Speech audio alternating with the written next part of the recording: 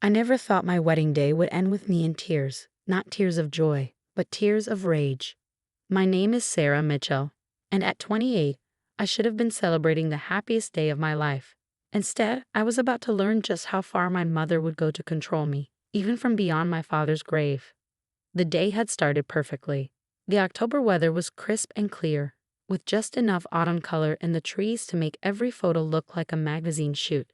James and I had chosen the Riverside Gardens venue for its elegant simplicity, floor-to-ceiling windows overlooking the river, crystal chandeliers, and enough space for our 150 guests without feeling overwhelming.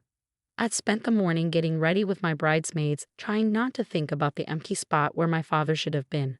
Dad had passed away 8 months ago after a brief battle with pancreatic cancer. His absence left a hole in my heart, but I could almost hear his laugh, see his proud smile as I put on my dress. The sweetheart neckline and lace details were exactly what he'd imagined for his little girl. "You look stunning," my best friend Katie whispered as she helped adjust my veil. "Your dad would have loved this." I nodded, fighting back tears. "I just wish he was here." "He is," Katie said firmly, squeezing my hand. "In all the ways that matter." The ceremony was everything I dreamed of. James looked handsome in his black tuxedo, his green eyes bright with tears as I walked down the aisle. Our vows were personal and heartfelt. I promised to always support his dreams of opening his own architecture firm. He promised to love me through all of life's challenges. When we kissed as husband and wife, the applause was deafening. If only I'd known those would be the last peaceful moments of the day. The reception started normally enough. The cocktail hour went smoothly, with guests mingling and enjoying the past appetizers. My mother, Linda, was playing her part perfectly, the grieving but proud widow, accepting condolences and congratulations with equal grace. She looked elegant in her navy blue dress, her blonde hair styled immaculately. No one would have guessed what she was about to do. James and I had just finished our first dance to At Last, Dad's favorite song. We were sitting at the head table, enjoying a moment of quiet together before the dinner service began. That's when Mom stepped up to the DJ's microphone, champagne glass in hand. "Could I have everyone's attention, please?" I smiled, expecting a typical mother of the bride toast. Maybe something about how proud Dad would have been, how she was gaining a wonderful son-in-law. I couldn't have been more wrong. As many of you know, we lost my beloved husband Richard earlier this year. Her voice wavered slightly. He would have loved to see our Sarah looking so beautiful today, starting her new life with James. She paused, taking a sip of champagne. "And speaking of new lives, I have an exciting announcement. Since James and Sarah are about to close on their dream home, that beautiful Victorian on Maple Street, I've decided this is the perfect time for me to downsize. I'm moving in with them." The champagne glass I was holding slipped from my fingers, shattering on the floor. James grabbed my hand under the table, squeezing tight. "Mom," I stood up, my voice shaking. "This is not the time or place." "Oh, darling," she cut me off, her smile never wavering. "Don't be modest. That house has plenty of room. The third floor will be perfect for me. I've already started packing." The reception hall had gone completely silent.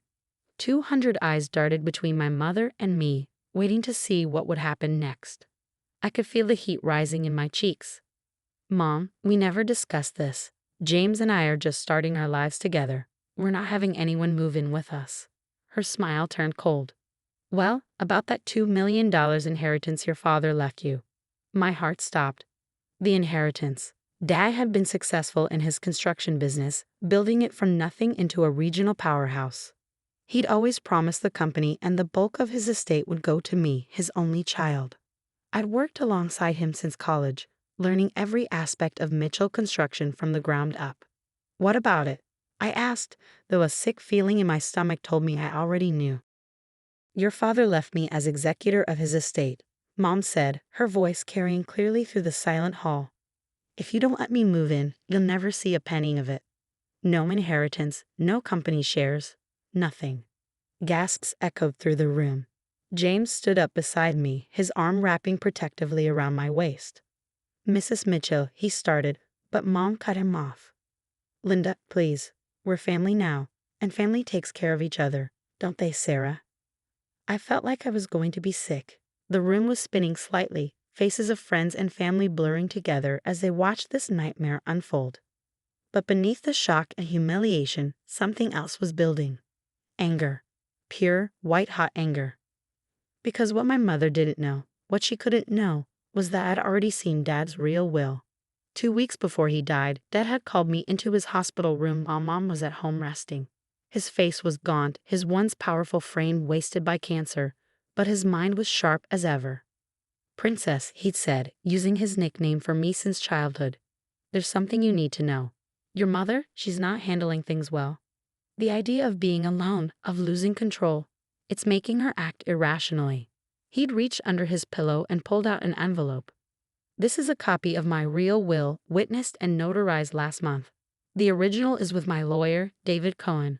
Whatever your mother tries to tell you after I'm gone, whatever games she tries to play, remember this exists." I'd taken the envelope but hadn't opened it. Even after Dad passed, I couldn't bring myself to look at it. It felt too final, too real. The envelope sat in my desk drawer at work, sealed and untouched. Until now. Standing there in my wedding dress, watching my mother try to blackmail me in front of everyone I loved, I finally understood why Dad had been so insistent. He'd known. Somehow, he'd known exactly what she would do. "Mom," I said, my voice steady despite the trembling in my hands, "I think you should sit down now. Don't take that tone with me, lady," she snapped, her carefully maintained mask slipping. "I'm still your mother, and I'm the executor of your father's estate. You need me." I looked around the room, at the shocked faces of our guests. My coworkers from Mitchell Construction, Dad's old friends from the industry, James's family, all witnessing my mother's attempt to hijack my wedding day for her own purposes. "No," I said firmly. "I don't." I turned to Katie, who was sitting at the bridesmaids' table. "Could you get my purse from the bridal suite? The small blue one." Katie nodded and hurried off. Mom's eyes narrowed. "What are you doing?" "Something I should have done months ago," I replied. When Katie returned with my purse, I pulled out my phone and dialed a number I knew by heart. The room was so quiet you could hear it ringing on speaker. "Cohen and Associates, this is David." "David, it's Sarah Mitchell. I'm sorry to bother you on a Saturday night." "Sarah, aren't you supposed to be at your wedding reception?" "I am. You're on speaker, and I need you to confirm something for me. Did my father leave a will with your office last year?" "He did," David replied. "As his executor, your mother should have." "I'm going to stop you there," I interrupted. "Who did Dad name as executor?" There was a pause. "I'm looking at the will right now. Richard named me as executor, with U.S. successor executor if I'm unable to serve. Your mother has no official role in administering the estate." Mom's face went pale. The champagne glass slipped from her fingers, shattering on the floor. "That's impossible," she stammered. "Richard would never." "Furthermore," David continued, "the will specifically states that Sarah is to receive 100% ownership of Mitchell Construction and 75% of the remaining estate. Mrs. Mitchell receives the house and 25% of the liquid assets.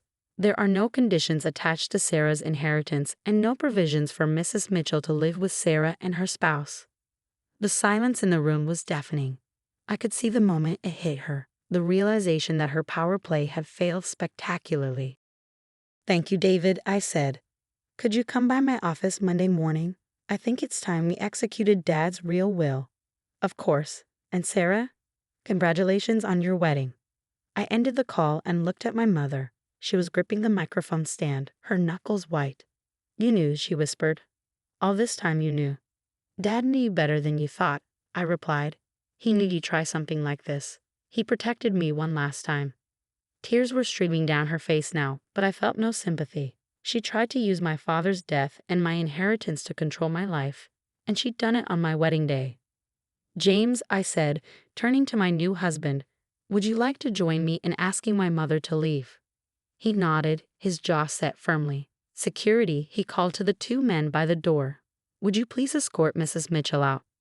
As the security guards approached, Mom finally seemed to realize what was happening. "You can't do this to me. I'm your mother." "You're a woman who just tried to blackmail me at my wedding." I corrected her. "And you're leaving. Now." The security guards let her out, her protest fading as the doors closed behind her. For a moment, no one moved or spoke. Then James turned to our guests. "Well," he said, his voice light but firm, "I believe dinner is about to be served. And afterward, we have a fantastic band ready to play. Please, everyone, enjoy the evening." Gradually, the tension in the room began to dissipate.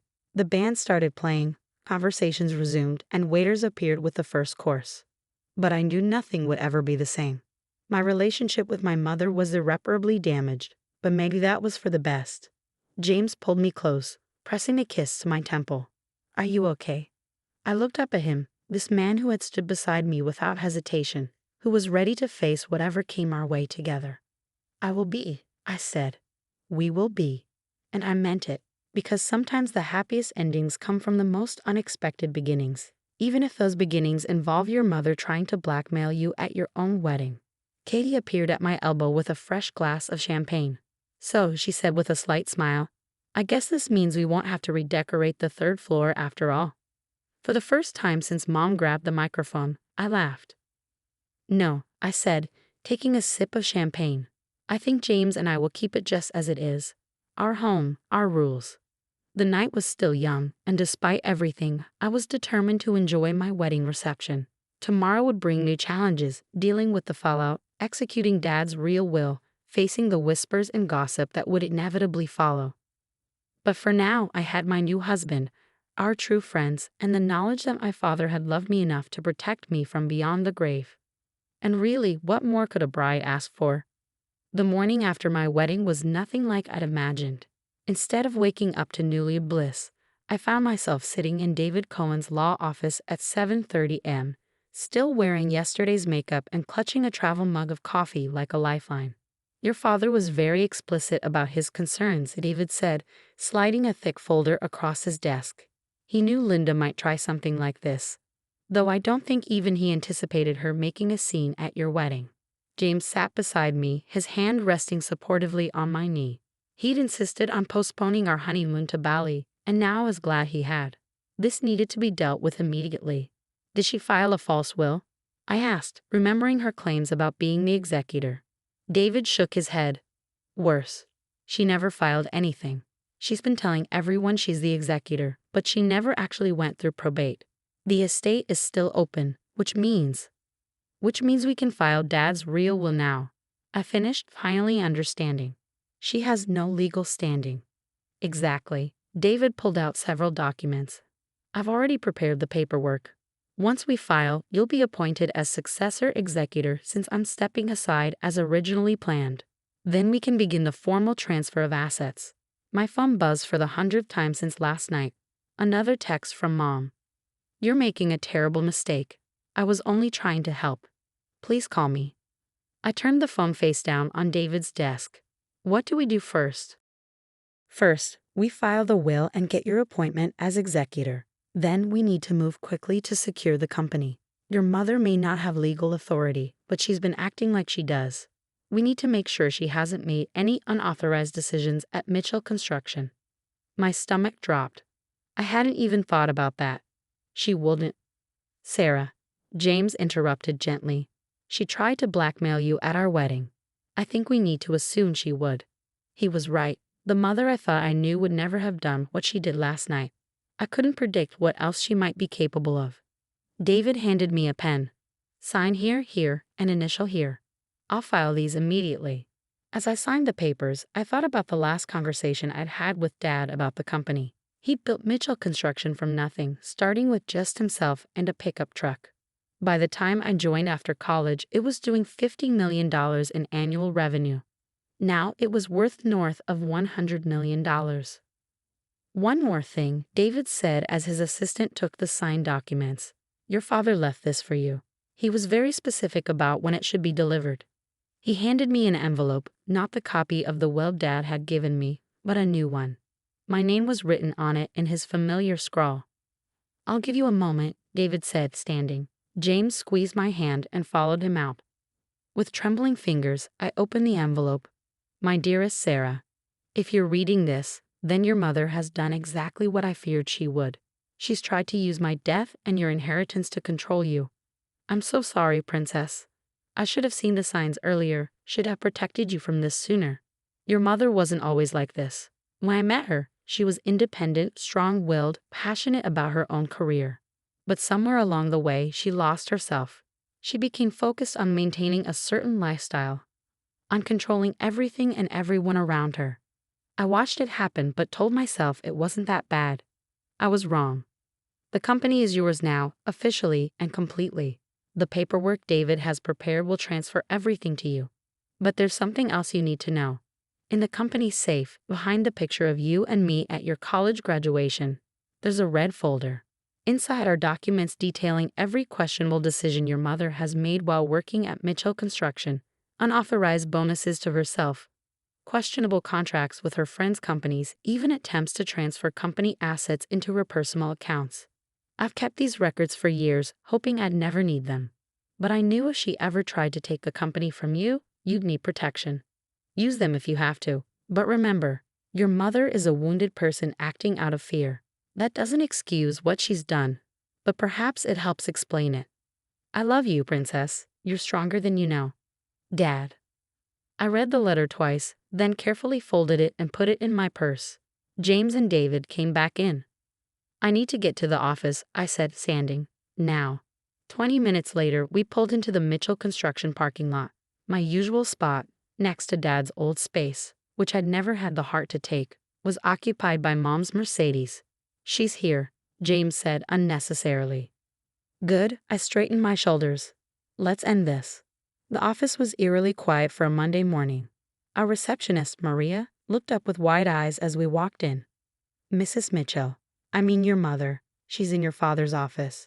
She's been going through the files since dawn. Call security, I said quietly. Have them meet me upstairs. Sarah, Maria caught my arm. There's something else. She's not alone. Mr. Peterson is with her. I froze. Jack Peterson was our main competitor, owner of Peterson Construction. Dad had always said he was one signature away from trying to buy us out. Get David on the phone, I told James. Tell him to get here now. I took the stairs 2 at a time, not waiting for the elevator. As I approached Dad's office, my office now, I could hear voices. The paperwork is all in order, Mom was saying. As executor of the estate, I have full authority to negotiate this sale. Excellent, Peterson's oily voice replied. I think you'll find our offer more than generous. $50 million for all assets and contracts, plus a consulting position for you on our board. I burst through the door. Mom and Peterson looked up from the desk, startled. Papers were spread everywhere, and the safe behind Dad's photo was open. Step away from those documents, I said, my voice deadly calm. Both of you. Sarah, Mom stood, smoothing her skirt. I was just explaining to Jack how you're attempting to fraudulently sell a company you have no legal right to. I interrupted. Yes, I can see that. Peterson frowned. Mrs. Mitchell assured me she has full authority as executor. She lied. I pulled out my phone and played a video, the security feed from my wedding, showing Mom's entire meltdown. She's never been the executor, and as of 30 minutes ago, I'm not only the owner of Mitchell Construction, I'm also the legal executor of my father's estate. 2 security guards appeared in the doorway. This is absurd, Peterson blustered. We have a deal. Any deal you made with her is void, I said. And if you don't leave this property immediately, you'll be trespassing. I'm sure the DA would be very interested in your attempt to purchase stolen assets. Peterson looked between Mom and me, then grabbed his briefcase. This isn't over. Yes, it is. I stepped aside to let him pass. And if you ever come near my company again, I'll bury you in lawsuits until your grandchildren are paying legal fees. Once he was gone, I turned to Mom. She was still standing behind Dad's desk, her face a mask of fury and fear. How dare you embarrass me like this, she hissed. After everything I've done for you? Everything you've done for me? I laughed bitterly. You mean like trying to steal my company? Or maybe you mean the unauthorized bonuses you've been paying yourself. She paled. What are you talking about? I walked to the safe and pulled up the red folder Dad had mentioned in his letter. Did you really think Dad didn't know? That he wasn't watching you, protecting the company, protecting me from exactly this? You're making a mistake, she said, but her voice wavered. I'm your mother. You need me. No, I said softly. I don't. What I need is for you to leave. Now, The security guards will escort you out. And if I refuse? I opened the red folder, removing a thick stack of documents.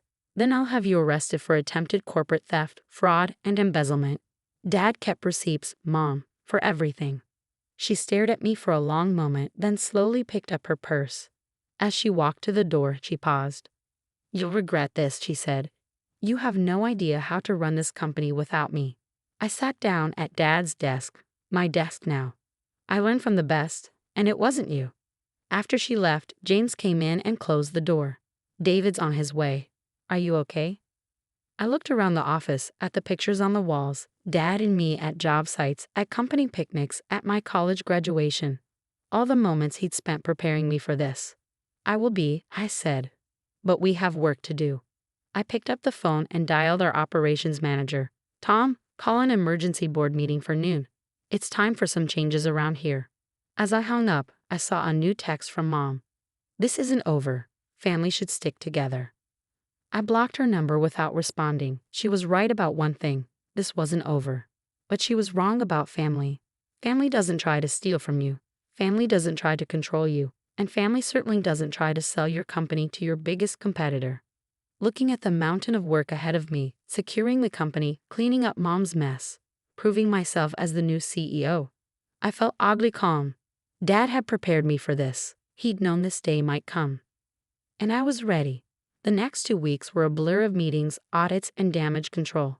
Every day seemed to bring a new discovery of just how far my mother's deception had reached within Mitchell Construction. Another unauthorized contract, I muttered, adding it to the growing pile on my desk. This one was with my mother's best friend's catering company, charging us triple the market rate for job site lunches. That makes 17 questionable contracts so far, James said from the couch in my office, where he'd been helping me review documents every evening. Our honeymoon to Bali was postponed indefinitely, but he hadn't complained once. And over $300,000 in unauthorized bonuses, Tom added, our operations manager looking grim. He'd been Dad's right-hand man for 20 years, and discovering Mom's betrayal had hit him hard. The good news, Diana from accounting chimed in, is that we can void most of these contracts due to lack of proper authorization. The bad news is it's all over town. I finished. Word had spread quickly through the construction industry about Mom's attempted sale to Peterson. Some of our longtime clients were getting nervous. My phone buzzed. Another email from an unknown address. Mom had taken to creating new accounts every few days since I blocked her number. The Henderson contract is about to fall through. You need my connections to save it. Stop this childish behavior and let me help you. I deleted it without responding. The Henderson contract, a $25 million development project, had indeed been shaky, but not because of my mother's absence. Her friend on their board had been trying to tank it out of loyalty to her. What Mom didn't know was that I'd spent yesterday afternoon meeting directly with Alice Henderson herself. We'd had coffee, discussed the project, and I'd shown her our new, more efficient project timeline. By the end of the meeting, not only was the contract secure, but we'd also been invited to bid on their next phase. Mrs. Henderson called this morning. I told my team, we're officially greenlit to break ground next month. Tom's eyebrows shot up. How did you manage that? By doing what Dad taught me, focusing on relationships and results, not games and gossip. Just then, Maria buzzed my office. Sarah, you need to see this. She sent a link to a local business blog. The headline made my blood boil. Tiro UBLE at Michichiel Conestructation. Sources say new CEO struggling after ousting experienced management. The article was a hit piece quoting anonymous insiders about how I was running the company into the ground. It wasn't hard to guess who those sources were. Release the quarterly numbers, I decided. All of them. Diana looked surprised. Are you sure? We usually wait until. It's time for transparency, I said. Show them exactly how the company is performing under new leadership. The numbers didn't lie. Despite Mom's interference, our first quarter under my full control showed a 15% increase in profits, 3 major new contracts, and improved efficiency metrics across all departments. And send this to the same blog, I added, handing Diana a folder. Documentation of every unauthorized transaction from the past 3 years. Let them see what experienced management really looked like. James caught my eye. Are you sure you want to escalate this publicly? She's left me no choice. I walked to the window, looking out at the construction site below where our newest project was taking shape. As long as she's spreading rumors, we're vulnerable. Time to show everyone the truth. That evening, as James and I finally headed home, my phone buzzed with a text from an unknown number. Mom again. But this time, different. Just saw the quarterly report and the other documents. You really want to play it this way? Fine, check tomorrow's paper. What do you think that means? James asked, reading over my shoulder. I was about to respond when another text came through, this one from Katie. Don't panic, but your mom just left my salon. She was talking to Nancy Wilson. My heart sank. Nancy Wilson was the local paper's most notorious gossip columnist. She'd been a friend of Mom's for years. Whatever she's planning, I told James, we'll deal with it tomorrow. Right now, I need wine and takeout and to not think about Mitchell Construction for at least 2 hours. But later that night, lying in bed unable to sleep, I found myself thinking about Dad. What would he do in this situation? Then I remembered, he'd already done it. He'd seen Mom's true nature and had quietly, methodically prepared for this exact scenario. I got up and went to my home office, pulling out the letter he'd left me. Reading it again, one line stood out. Your mother is a wounded person acting out of fear. An idea started forming. The next morning, I arrived at the office early, before the paper was even delivered. Sure enough, there it was, Nancy Wilson's column, right on the front page of the lifestyle section. Family DRIA ro his local BUSINES. Inside source reveals truth about Mitchell Construction power struggle. The article was exactly what I'd expected. A sympathetic portrait of a grieving widow pushed out of her family company by an ungrateful daughter. It painted Mom as the victim, claiming she'd been the real business genius behind Dad's success. But I was ready. Maria, I called. Is everything set for this morning's meeting? She nodded. Everyone you asked for is in the conference room. I grabbed my laptop and the file I prepared last night. Time to end this. The conference room was packed. Every department head, our key project managers, and most importantly, 3 people Mom didn't expect. Her sister Janet, her brother Mike, and her best friend Susan. Thank you all for coming, I began. I know this is unusual, but given yesterday's revelations and today's creative journalism, I think it's time for complete transparency. I connected my laptop to the projector. This is a recording from my wedding. You've probably all heard rumors about what happened. Now you'll see for yourself. For the next 5 minutes, the room watched in silence as Mom tried to blackmail me at my own wedding. When it ended, I played the security footage from the day she tried to sell the company to Peterson. And these, I continued, distributing copies of a document, our bank records showing every unauthorized transaction, every inflated contract with friends companies, every hidden bonus. Janet, Mom's sister, looked sick. Linda did all this. Yes. But that's not why I called you here. I took a deep breath. I called you because you're the people she trusts most. The people she might actually listen to. I clicked to the next slide. A calendar entry for next week. This is an appointment with Dr. Elizabeth Chen, one of the city's top grief counselors. Dad's death hit Mom hard, harder than any of us realized. She's acting out of fear and grief, making desperate choices. Mike, her brother, leaned forward. What are you suggesting? I'm suggesting we help her, really help her, not just enable her behavior. I've arranged for a spot in Dr. Chen's intensive therapy program. 3 months of focused counseling, paid for by the company insurance. Susan frowned. Linda would never agree. That's where you all come in, I said. She needs to hear from the people she trusts that this isn't about punishment. It's about healing, about finding herself again. The room was quiet for a moment. Then Janet spoke up. She has been different since Richard died. More controlling, more desperate. I'll talk to her, Mike decided. Janet, Susan, we should do it together. I sat back, feeling a weight lift from my shoulders. Thank you. And one more thing, she doesn't need to worry about money. Her share of Dad's estate is still hers, untouched. She'll be taken care of. As the room cleared out, James appeared in the doorway. That was well done, he said softly. I learned from Dad, I replied. Sometimes the best way to fight isn't to hit back harder. It's to find a way to help everyone heal. My phone buzzed. A text from Janet. We're meeting Linda for lunch. Thank you for doing this. Your father would be proud. I looked around the conference room, at the company Dad had built, at the legacy he'd entrusted to me.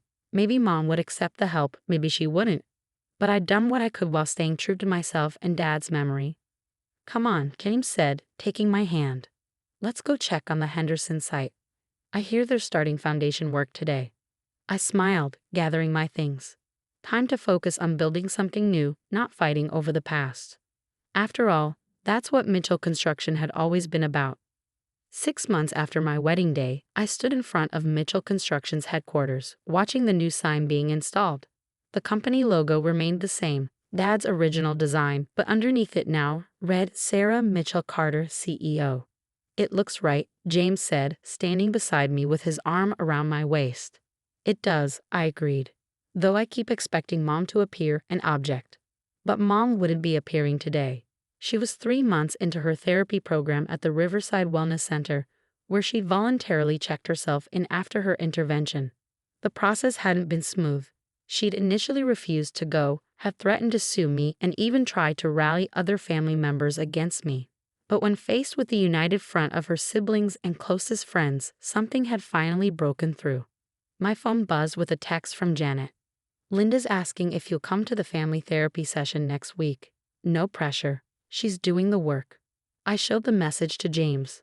What do you think? I think, he said carefully, that you should decide based on what's best for you, not what anyone else expects. He was right, of course. These past months had taught me a lot about boundaries, about choosing my own path.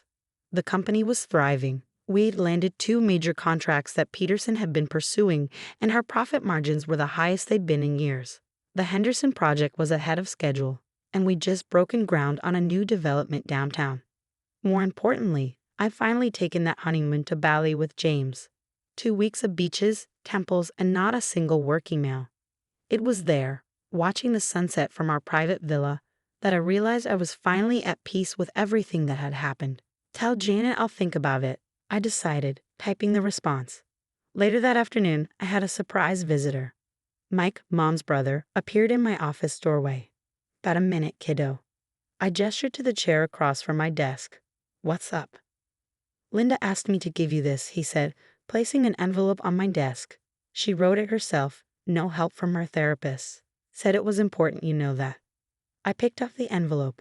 The handwriting was shaky but familiar. Dear Sarah, I've written and rewritten this letter a dozen times. How do you apologize for trying to hijack your daughter's wedding? For attempting to steal her company? For letting fear and grief turn you into someone you don't recognize? Dr. Chen has helped me understand that losing your father didn't just break my heart. It broke my sense of security, my identity. For 30 years, I was Richard Mitchell's wife. When he died, I didn't know who I was anymore. That's not an excuse. There is no excuse for what I did to you, but maybe it helps explain why I became so desperate to maintain control, to keep you close, to hold on to anything that connected me to Richard. I see now what I couldn't see then. You are your father's daughter in all the best ways. You run the company with the same integrity, the same vision he had. You didn't need my help or my interference. You needed my support, and I failed you. I don't expect forgiveness. I don't expect our relationship to ever be what it was. But I am getting better. I'm learning who I am without Richard, without the company, without trying to control everything and everyone around me. The therapist suggested I end this letter by asking for what I want. What I want is a chance, not to move in with you. I can't believe I tried that, not to be involved in the company, but just to be part of your life again, in whatever way you're comfortable with. I love you, Sarah. I'm sorry it took losing everything to remember how to say that without conditions. Mom. I read the letter twice, then looked at Mike. How is she really doing? Better, he said honestly. She's doing the work, Sarah. Real work, not just going through the motions. She's even talking about taking some business classes at the community college. Says she wants to understand what she did wrong with the company finances. I nodded, thinking about Dad's letter, about his words regarding Mom being wounded and acting from fear. He'd understood her better than any of us. Standing up, I walked to the window that overlooked the construction site below. The sun was setting, casting long shadows across the steel beams of our newest project. Building something strong and lasting takes time, whether it's a skyscraper or a relationship. Tell her, I said finally, that I'll come to the therapy session. And tell her Dad would be proud of her for getting help. Mike smiled, standing to leave. He'd be proud of both of you. That evening, as James and I had dinner on our patio, the one at our house where we lived happily without any in-laws, I showed him Mom's letter. "What are you thinking?" he asked after reading it. I looked out at our garden where Dad's favorite roses were blooming. "I'm thinking that sometimes the strongest foundations are built on cleared ground. Maybe it's time to start building something new." James raised his glass. "To new beginnings?" "To new beginnings," I agreed, "on our own terms. And really, isn't that what my father had wanted for all of us all along?"